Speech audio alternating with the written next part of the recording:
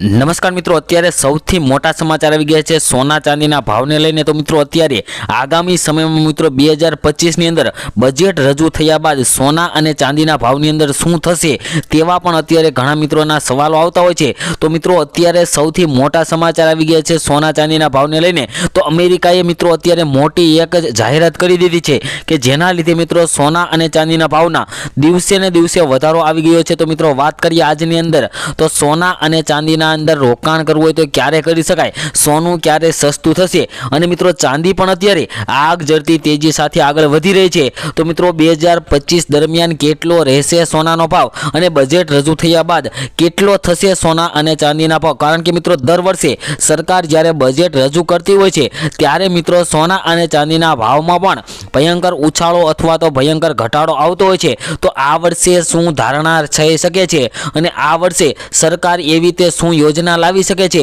કે જેના લીધે બજેટ રજૂ થયા બાદ સોનું સસ્તું થઈ શકે અને સોનું સસ્તું થવાના મુખ્ય કારણો કયા છે તે પણ આપણે આ વિડીયોની અંદર વાત કરવાના છીએ। તો જે મિત્રોને સોના અને ચાંદીની અંદર રોકાણ કરવાનું હોય તેમજ સોના અને ચાંદીની ખરીદી કરવાની હોય, જે મિત્રોના અત્યારે લગ્ન હોય તેવા મિત્રો માટે આ વિડીયો ખૂબ જ મહત્વનો સાબિત થવાનો છે, કારણ કે મિત્રો આ વિડીયોની અંદર આપણે આ તમામ વિડીયોની અંદર વાત કરવાના છીએ માહિતીની। તો મિત્રો સૌપ્રથમ આપણે વાત કરી લઈએ કે 2025ની અંદર બજેટમાં શું ફેરફાર થઈ શકે। તો મિત્રો વાત કરીએ તો દર વખતે સરકાર બજેટમાં અમુક ફેરફાર કરતી રહે છે। આ વખતે પણ બજેટમાં ફેરફાર થવાની આશા મિત્રો દેખાઈ રહી છે। એક આગાહી મુજબ આ વખતે સોનાના ભાવ સસ્તા રહેશે, કારણ કે મિત્રો અત્યારે છેલ્લા કેટલાક દિવસોથી સોના અને ચાંદીના ભાવમાં વધારો આવ્યો છે, કારણ કે મિત્રો 2024માં જ્યારે દિવાળી આવી ત્યારે મિત્રો સોનાના ભાવ 82,000ની સપાટી કૂદાવી હતી, પરંતુ મિત્રો અત્યારે આજના સોના અને ચાંદીના ભાવની વાત કરીએ તો મિત્રો 81,000ની સપાટીએ પહોંચવા આવી ગયા છે સોના અને ચાંદીના ભાવ, જેમાં મિત્રો 82,000ની સપાટી પણ કૂદાવી શકે છે છેલ્લા 15 દિવસમાં અને મિત્રો એક નવો રેકોર્ડ બનાવી શકે છે સોના અને ચાંદીના ભાવ। તો મિત્રો વાત કરીએ તો આપણા દેશમાં લોકો સોનામાં વધુ રોકાણ કરે છે અને વધુ સોનું ખરીદી રહ્યા છે, ત્યારે મિત્રો સોનાનો પુરવઠો એટલો ઓછો છે અને માંગ વધારે છે, તેના લીધે મિત્રો સોના અને ચાંદીના ભાવની અંદર વધારો આવતો હોય છે। તો મિત્રો ચાલો જાણી લઈએ કે બજેટમાં સોનાને લઈને લોકોની શું અપેક્ષાઓ ચાલી રહી છે। મિત્રો વાત કરીએ તો હાલમાં સરકાર સોનાના ભાવ ઉપર 3% ટેક્સ લગાવી રહી છે। નવા બજેટમાં તે 1% થવાની ધારણા કરવામાં આવી છે। તો મિત્રો એવી અપેક્ષાઓ ચાલી રહી છે કે અત્યારે સરકાર 3% ટેક્સ લગાવી રહી છે તે ઘટાડીને 1% થવાની ધારણા કરવામાં આવી છે। જો મિત્રો આવું બને તો આ વખતે સોના પરના જીએસટી દરમાં ઘટાડો થશે તો લોકો સોનું ખરીદી શકશે અને તેની માંગમાં વધારો થશે। લોકોને આશા છે કે આ વખતે આવનારા બજેટમાં સોનાના ભાવમાં ચોક્કસપણે ઘટાડો થશે તેવી લોકોની આશા જોવા મળી રહી છે।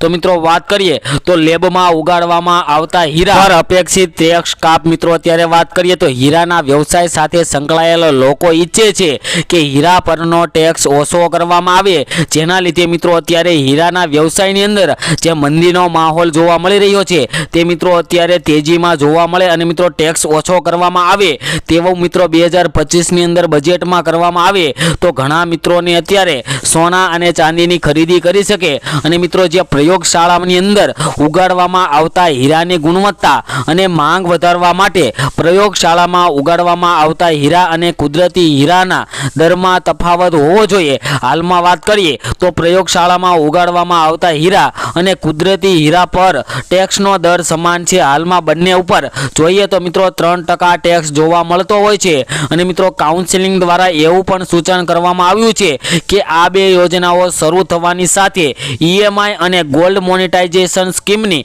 વધુ સુવિધાઓ વધારવી જોઈએ, જેનાથી ગ્રાહકોને સોનું ખરીદવામાં વધારે સરળતા રહે। આ યોજનાઓનો એક ફાયદો એ છે કે તે સ્થાનિક નકામા સોનાના યોગ્ય ઉપયોગને સક્ષમ બનાવશે અને આમ વિદેશી આયાતમાં ઘટાડો કરશે, જેનાથી દેશ અને આત્મનિર્ભર બનશે। જો બેકરીઓ ઓછી થાય, આ સિવાય જો ભારતમાં સોનાનું ઉત્પાદન અને વેચાણ થાય તો દેશની રાષ્ટ્રીય અને માથાદીઠ આવકમાં પણ વધારો થશે અને સોના અને ચાંદીનું પણ વધારેમાં વધારે વેચાણ થઈ શકે છે અને મિત્રો વાત કરીએ તો વિદેશી હુંડિયામણ ઘટશે અને બજારને સારી ગતિ મળશે, કારણ કે મિત્રો અત્યારે વાત કરીએ તો સોના અને ચાંદીના ભાવ 82,000ની સપાટીએ પહોંચવા આવ્યા છે, ત્યારે મિત્રો બજારની અંદર કોઈ ગતિ જોવા મળી નથી રહી અને મિત્રો અત્યારે સોનું ખરીદી પણ પણ નથી રહ્યા લોકો, તો મિત્રો વાત કરીએ તો દેશના લોકો નીચા ભાવે જ્વેલરી પણ ખરીદી શકે. અને મિત્રો આગળ વાત કરીએ તે પહેલાં જે મિત્રો આપણી આ યુટ્યુબ ચેનલ ઉપર નવા હોય તેવા મિત્રો આપણી આ ચેનલને સબસ્ક્રાઇબ કરી બેલ આઇકન દબાવી દેજો, કારણ કે મિત્રો આપણે આ ચેનલ ઉપર દરરોજના સોના તેમજ ચાંદીના તાજા ભાવ આપીએ છીએ અને આગોતરા એંધાણ પણ આપીએ છીએ કે આગળના સમયમાં સોના અને ચાંદીના ભાવ કેટલા થશે, આગળ સોનું સસ્તું થશે કે કેમ, સોના અને ચાંદીની અંદર રોકાણ કરવું હોય તો રોકાણ કેવી રીતે કરી શકાય, તેના માટેનો યોગ્ય પ્લાન કયો છે તેવી પણ માહિતી આપણે આ ચેનલ ઉપર આપીએ છીએ. તો મિત્રો ચેનલને સબસ્ક્રાઇબ કરી બેલ આઇકન દબાવી દેજો. અને મિત્રો તમે પણ તમારા શહેરના સોના અને ચાંદીના ભાવ જાણવા માંગતા હોય તો મિત્રો કમેન્ટ બોક્સની અંદર તમારા શહેરનું નામ લખી દેજો, જેથી કરીને તમારા શહેરના પણ આજના સોનાના ભાવ તેમજ ચાંદીના ભાવ તમારા સુધી મળી રહે. તેમજ મિત્રો આગળ વાત કરીએ તો મિત્રો બજેટ 2025ની અંદર ભારતમાં આયાત થતા સોના પર કસ્ટમ ડ્યુટી છે, પરંતુ હવે ભારત સરકારે કસ્ટમ ડ્યુટીમાં ઘટાડો કર્યો છે. ભારત સરકાર સોના અને ચાંદી પર 15% દર વસૂલતી હતી, જે ઘટીને 6% થઈ ગઈ છે.